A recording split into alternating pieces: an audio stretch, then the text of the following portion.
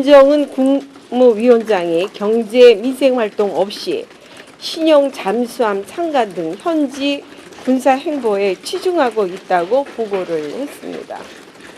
7월 김 위원장의 공개 활동은 군사 행사 5회, 정치 행사 3회 등 총 8회로 20회였던 작년 7월보다 대폭 줄었고, 김 위원장이 공개 활동을 자제하면서 대남 메시지 발신에 주력하고 있다고 설명을 했습니다.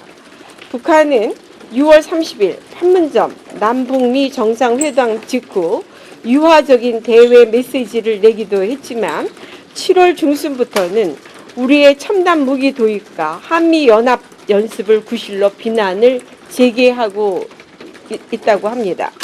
이어 7월 하순 이후에는 단거리 탄도미사일 발사 등 군사활동을 강화하면서도 한편으로는 미국에 대해서 직접적인 압박을 자제하면서 소통을 지속 유지하고 있다고 보고를 들었습니다. 다음은 잠수함정 및 미사일 발사 등 군사 동향에 대해서 보고하겠습니다. 북한군이 현재 작전 운용 중인 잠수함정은 총 70여 척으로 대부분 동해 기지에 집중돼 있다고 합니다.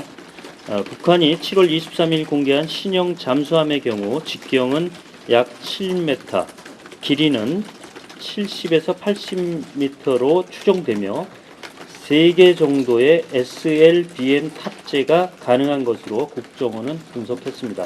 이 잠수함이 기존 잠수함을 개조한 것인지 건조 중인 신형 잠수함인지에 대해서는 전체 모양을 의도적으로 감추고 있어서 추가 단서가 필요하며 현재 분석 중이라고 보고했습니다. 국정원은 7월 31일 시험 사격한 발사체의 비행 거리는 250여 킬로미터, 고도는 30여 킬로미터로 판단되며 비행 재원 특성이 신형 단거리 탄도미사일과 유사하나 금일 북한이 신형 대구경 조종 방사포라고 주장하고 있어 추가 분석 중이라고 했습니다.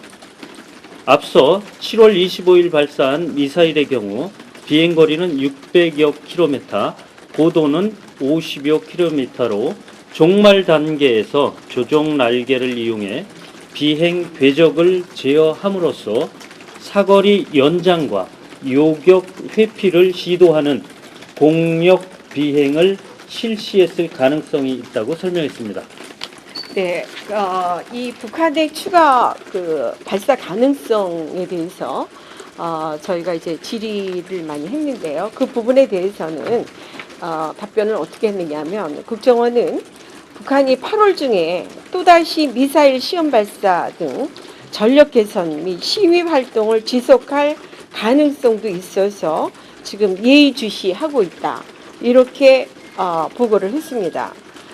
그 이유는 북한이 우리의 F-35 등 첨단 전력 도입, 한미 연합 연습, 실시 등에 반발하는 명분도 있고, 한편으로는 북미 협상이 본격적으로 시작되기 이전 단계에서 무기체계 개선 활동을 서둘러서 진행해야 하는 실질적인 필요성도 있는 것으로 분석을 하고 있습니다. 네, 다음은 동해상 NLL 남하 북한인 지역 합동 정보 조사 결과에 대해서 말씀드리겠습니다. 국정원은 양양 지역 합동 조사에 참여한 각 기관 전문가들이 북한인들과 선박, 물품 등에 대해 심층 조사, 검증한 결과 대공 혐의가 없다는 결론을 내렸다고 보고했습니다. 먼저 북한인들이 타고 내려온 소형 목선의 경우 22마력의 경운기 엔진을 탑재해 고속 침투와 도주가 불가능하며 침투용으로 부적합했고, 선박 안에는 다량의 오징어와 어구, 개인 소지품 외에 침투 의심 장비가 없어 대공 혐의점이 없다고 판단했다고 국정원은 설명했습니다. 북한인들은 GPS 없이 나침반에 의존해 방향을 판단하며 출항지인 통천으로 돌아가다 연한 불빛을 통천 북쪽의 원산항으로 오인해 남하하다 NLL을 월선하였을 뿐 남한에 남고 싶은 마음은 없다고 진술했습니다.